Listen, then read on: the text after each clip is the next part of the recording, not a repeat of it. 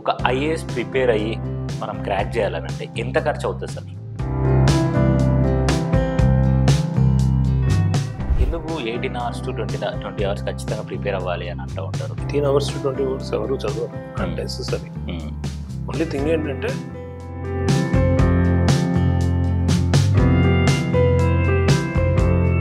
ఇప్పుడు చూస్తున్నట్టయితే ఆల్రెడీ గవర్నమెంట్లో ఉన్న సివిల్ సర్వెంట్స్ అంటే క్రాక్ చేసిన వాళ్ళు ఐఏఎస్లు ఐపీఎస్లు కూడా ఈ గవర్నమెంట్లో ఉన్న ఎవరైతే సీఎంలు అవ్వచ్చు వాళ్ళ చేతులతో అక్కడికి ట్రాన్స్ఫర్ చేయబడుతున్నాం. అంటే ఒక కలెక్టర్ అనే పోస్ట్కి వాల్యూ లేకుండా అయిపోయిందని చాలామంది మీడియా ముందుకు చెప్పుకున్న వాళ్ళు ఉన్నారు.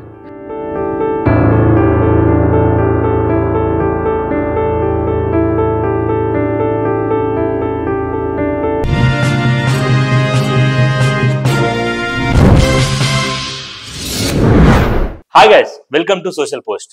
ఈ రోజు మనతో స్టూడియోలో సివిల్ మెంటర్ గంగాధర్ రావు గారు ఉన్నారు. నమస్కారం సార్. నమస్తే. ఎలా ఉన్నారు సార్? ఫైన్ అమ్మా, మీరు బాగున్నారా? బాగున్నాను సార్.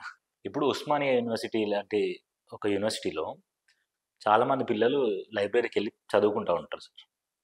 అంటే they use to eat 1 time or 2 times a day. So ఇప్పుడు మనం కోచింగ్కి ప్రిపేర్ అవుతున్న టైంలో ఈ ఫుడ్ టేకింగ్ అనేది అండ్ టైం సెన్స్ అనేది ఎంత యూజ్ అవుతుంది సార్? దానివల్ల ఏమైనా లాస్ ఉంటుంది? సౌండ్ మైండ్ సౌండ్ బాడీ అంటాం. ఎస్. సౌండ్ బాడీ ఎప్పుడు వస్తుంది సార్? హెల్తీ ఫుడ్ తీసుకుంటే వస్తుంది. అవును. మనకి యూనివర్సిటీ లోపల ఫుడ్ ఎలా ఉంటుందో మీకు తెలియదు. సో ఫిజియోలాజికల్లీ కూడా ఇట్ షుడ్ బి ఫిట్. అర్థమైందమ్మా? సో వాళ్ళు ఏ పరిస్థితుల్లో అక్కడ ఉండి చదువుకుంటున్నారు అనేది ఫస్ట్ ఆఫ్ ఆల్ ఇంపార్టెంట్. ఎందుకంటే ఊళ్ళ లోపల వాళ్ళ ఆర్థిక పరిస్థితులు ఎలా ఉన్నాయి, ఇక్కడికి వస్తే యూనివర్సిటీ లోపల ఏదో ఒక సీట్ తెచ్చుకుంటే వసతి ఉండడానికి హాస్టల్ ఫెసిలిటీ అనేది ఫ్రీగా ఉంటుంది, ఫుడ్ అనేది ఉంటుంది, ప్లస్ లైబ్రరీ, మంచి లైబ్రరీ, ఉస్మానియా యూనివర్సిటీ లైబ్రరీ, ఇవన్నీ ఉన్నాయి. With those advantages disadvantages also there. So వాళ్ళు ఇట్ ఈస్ దేర్ కాల్ అనమాట how to manage their lifestyle అనేది. చూసుకుని జాగ్రత్తగా చేసుకుంటే వాళ్ళని ఇప్పుడు అంటే ఒకప్పుడు యూనివర్సిటీలో మనకి గొప్ప గొప్ప ఇవి సాధించిన వాళ్ళు ఉన్నారు, కానీ ఇప్పుడు అన్ఫార్చునేట్లీ స్టాండర్డ్స్ పడిపోయినాయి. You have to be self-motivated, self-controlled, not to be deviated from the other. చాలా డీవియేషన్స్ ఉంటాయి యూనియన్ యాక్టివిటీస్ కానీ ఏదైనా. Your purpose of coming to Hyderabad is for preparation to get some job, some skill. అంతే తప్పించి 35 ఏళ్ళు 40 ఏళ్ళు వచ్చే వరకు యూనివర్సిటీలోనే ఉండి వేలాడుతూ గబ్బిలాగా ఉపయోగం లేదు. దానివల్ల మీ జీవితం పాడైపోతుంది. The government may be providing, university may be providing free food and accommodation. That's a different issue. But what about your life? 20 ఏళ్ల నుంచి 35 ఏళ్ల వరకు అంటే 15-16 ఏళ్ల పాటు మీ జీవితం వ్యర్థమైపోవట్లా. So it is your take, your call, how you plan your life. Okay sir. తాత్కాలికంగా దాన్ని వాడుకుంటే తప్పులేదు, కానీ దానికే అలవాటు పడిపోయి దాని ఊపిరి నుంచి బయటకు రాకపోతే మాత్రం ఇబ్బంది అయిపోతుంది. Okay sir. లైఫ్ పాడైపోతుంది. అవును సార్. అండ్ ఇప్పుడున్న సిచ్యువేషన్లో ఒక ఐఏఎస్ ప్రిపేర్ అయ్యి మనం క్రాక్ చేయాలని అంటే ఎంత ఖర్చు అవుతుంది సార్ అందాదా? మళ్ళీ again it is aspirants call. ఇప్పుడు ఎలా ఉంటుందంటే డబ్బు అన్నిటికీ ప్రధానం కాదు, కానీ డబ్బు లేకుండా ఏది జరగదు. మినిమం 2 to 3 lakhs అయితే ఖర్చు అవుతుందమ్మా. ఇప్పుడు మీ దగ్గర ఆర్థిక పరిస్థితి బాగాలేదనుకోండి, ఏదో ఒక ఉద్యోగం చేస్తూ కూడా చదువుకోవచ్చు. చదువుకుంటూ be in interaction with some or the other institute. వాళ్ళు మిమ్మల్ని నమ్మితే కనుక ఈ పిల్లవాడికి, ఈ అమ్మాయికి జెన్యున్గా ఇంట్రెస్ట్ ఉంది అనుకుంటే ఖచ్చితంగా they will help you if at all you are in a poor condition.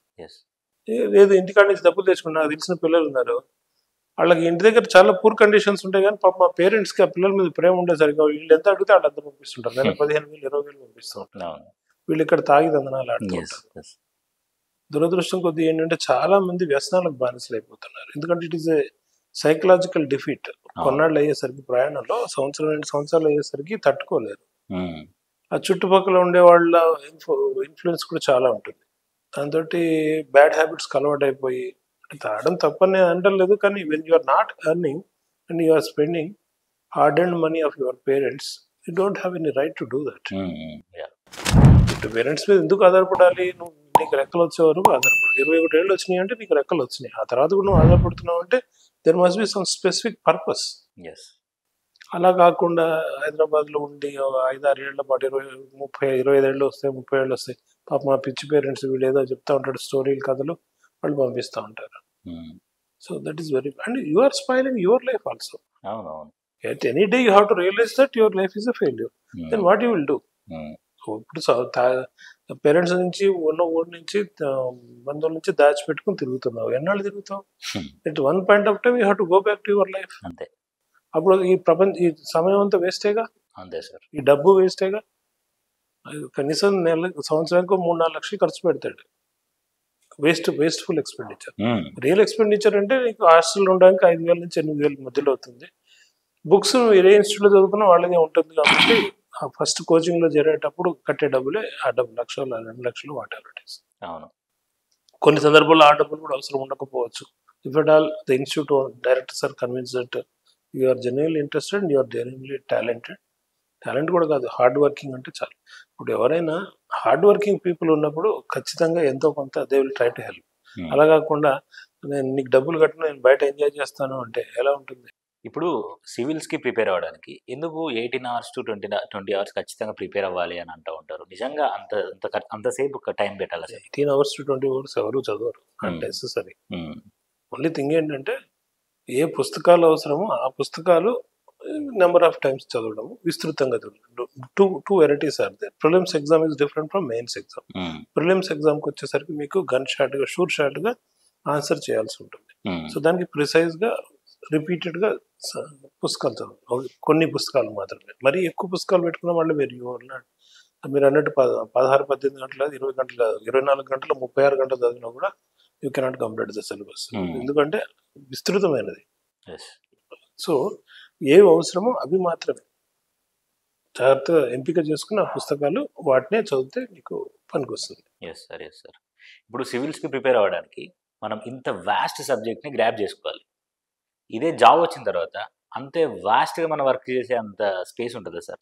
Yes, ఖచ్చితంగా. ఐఏఎస్ ఆఫీసర్ అనుకోండి, మీకు అన్ని ఫీల్డ్స్ పట్ల అవగాహన ఉండాలి. సరే అంత వాడుతున్నారా లేదా వీళ్ళు అనేది వేరే విషయం. But the job requires clarity of thought. అన్ని అంశాల పట్ల మీకు ఇది ఏంటంటే it is something like jack of all. అంటే మాస్టర్ ఆఫ్ నన్ కాకుండా master of some, jack of all అనేటట్టుగా ఉండాలి. అట్లయితేనే మీకు you can do well in your civil services. Yes sir. ఇప్పుడు చూస్తున్నట్టయితే ఆల్రెడీ గవర్నమెంట్లో ఉన్న సివిల్ సర్వెంట్స్ అంటే క్రాక్ చేసిన వాళ్ళు ఐఏఎస్లు ఐపీఎస్లు కూడా ఈ గవర్నమెంట్లో ఉన్న ఎవరైతే సీఎంలు అవ్వచ్చు వాళ్ళ చేతులతో అక్కడికి ట్రాన్స్ఫర్ చేయబడుతున్నాం. అంటే ఒక కలెక్టర్ అనే పోస్ట్కి వాల్యూ లేకుండా అయిపోయిందని చాలామంది మీడియా ముందుకు చెప్పుకునే వాళ్ళు ఉన్నారు. మళ్ళీ ఇలాంటి పరిస్థితుల్లో ఇప్పుడున్న జనరేషన్ మళ్ళీ అదే సివిల్ సైడ్ వెళ్ళడం అనేది ఎంతవరకు కరెక్ట్ అంటారు సార్? అది మనకి మన సొసైటీ నిర్మాణం పట్ల అవగాహన లేకపోవడం వల్ల అలా మాట్లాడుతుంటారు. Who are our rulers, not the employees. Our rulers are our selves. మన ప్రజాస్వామ్య దేశం. మన రిప్రజెంటేటివ్స్గా మనం ఇక్కడ ఎమ్మెల్యేలు కానీ ఎంపీలను కానీ చీఫ్ మినిస్టర్ కానీ ఎన్నుకుంటున్నాం కదా. మనం we have not given power for the executives. IAS పరీక్ష రాస్తే మన జీవితాల మీద వాళ్ళకి అధికారం రాదు. మనం అధికారం ఎవరికి ఇస్తున్నాము? మన రిప్రజెంటేటివ్స్కి ఇస్తున్నాం. ఎగ్జిక్యూటివ్స్ దేనికోసము అంటే వాళ్ళకి సరైన సలహాలు ఇచ్చి ఏవైతే వాళ్ళు నిర్ణయాలు తీసుకుంటారో మన కోసం ఆ నిర్ణయాలను అమలు పరచడం. Executive role is different. Executive role is to give proper advises and to implement once the decision is taken. అదే అధికారం ఎవరికి? మనం ఎన్నుకున్న వాళ్ళు, ప్రభుత్వాన్ని. So government is different. So two roles. Political executive is different from normal executive. So the political executives whom we have elected, ఎవరినైతే మనం ఎన్నిక చేసుకున్నామో ఎన్నికల ద్వారా, వాళ్ళు they are suppose to rule us. So they are suppose to take the decisions. చట్టసభల్లో చట్టాలు pass చేయడానికి వాళ్ళు ఎన్నుకున్నారు. సో ఆ చట్టాలు పాస్ చేసే క్రమం లోపల వీళ్ళు వాళ్ళకి సరైన సలహాలు ఇవ్వాలి ఆ ఫీల్డ్కి సంబంధించిన. ఆ తర్వాత ఒకసారి చట్టసభల్లో చట్టాలు పాస్ అయిన తర్వాత వాటిని ఇంప్లిమెంటేషన్లో ఎగ్జిక్యూటివ్ రోల్ ఉంటుంది. మరి వాళ్ళని సరైన స్థానాల్లో పెట్టుకునే ఇది కూడా మళ్ళీ ఆ పొలిటికల్ ఎగ్జిక్యూటివ్గా ఉంటుంది. అంతే sir. Okay sir, thank you sir, thank you so much. Most welcome.